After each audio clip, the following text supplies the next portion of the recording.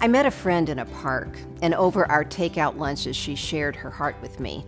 She said, I just wish, oh, how I wish that I could feel completely and truly, really loved at some point before I die. And before you say it, she said, I know you love me, but you are not enough. I was shocked.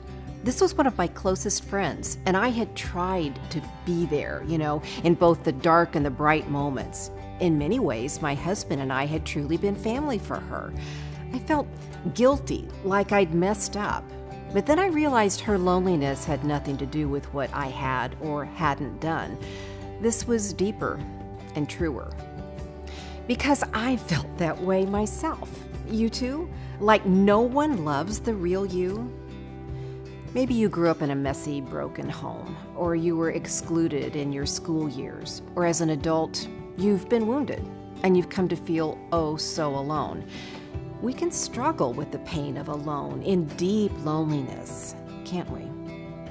In my own journey with Jesus, I've been encouraged by Paul's words to the Christians in Rome from Romans chapter 8, verses 35 to 39, where he offers this long list of struggles that shove us into loneliness, including things like trouble and hardship, persecution, famine, nakedness, danger, sword, or Wi-Fi.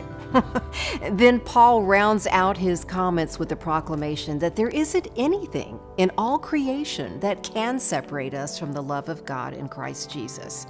Not death, or life, or angels, or demons, the present or the future, or any powers, not height or depth, not anything else in all creation. There isn't anything. Flipping over to his second letter to the Corinthians, chapters 11 and 12 specifically, we discover that Paul himself actually experienced just about every single trial he mentions to the Romans. He knew firsthand from experience. And so when Paul says there isn't anything that can separate us from God's love, he meant there isn't anything.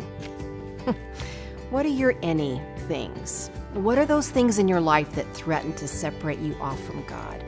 What are the any things that whisper to you that you are not loved, that you are alone?